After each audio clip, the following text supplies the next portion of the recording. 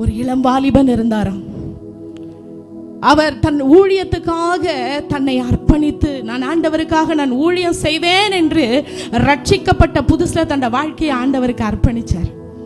ஆனா கொஞ்ச நாள் போகும்போது அவருக்கு ஒரு ஆசை, நானும் நல்ல கார் வாங்கணும், நானும் நல்ல வீடு கட்டணும், நானும் நல்ல சம்பாதிக்கணும், இந்த உலகத்துல நானும் நல்ல தலை நிமிர்ந்து வாழ வேண்டும் என்று சொல்லி அவருடைய கவனமானது கொஞ்சம் திசை திரும்ப ஆரம்பிச்சிச்சு.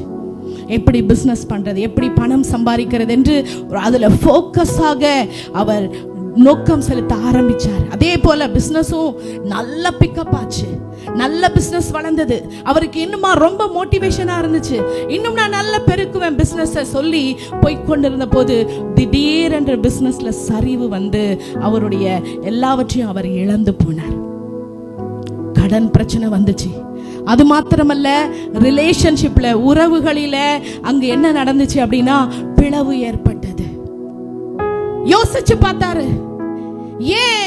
ஏன் திடீரென்று இவ்வளவு பெரிய தோல்வி, ஏன் எனக்கு இவ்வளவு பெரிய நஷ்டம், ஏன் என்னுடைய வாழ்க்கையை நான் இழந்து போய் நிற்கிறேன். அப்பதான் ஆண்டவர் பேசினாரு அவரோடு கூட, மகனே, நீ என்னுடைய சத்தத்துக்கு கீழ்ப்படியாம நீ உன்னுடைய சுய இஷ்டத்துக்கு பணத்தை தேடி இன்னும் அதிகமாய் சம்பாதிக்க வேண்டும் என்று நான் உனக்கு வைக்காத வழியை விட்டு நீ வேற பக்கம் திரும்பினதுனால எனக்கு வேற வழியே இல்லை.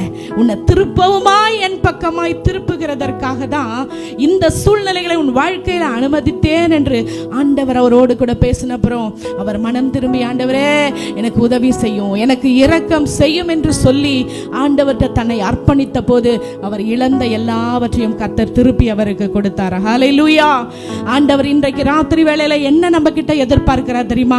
கீழ்ப்படிதல் உள்ள ஒரு இருதயம், அவருடைய சத்தத்துக்கு கீழ்ப்படியும் ஒரு இருதயம்.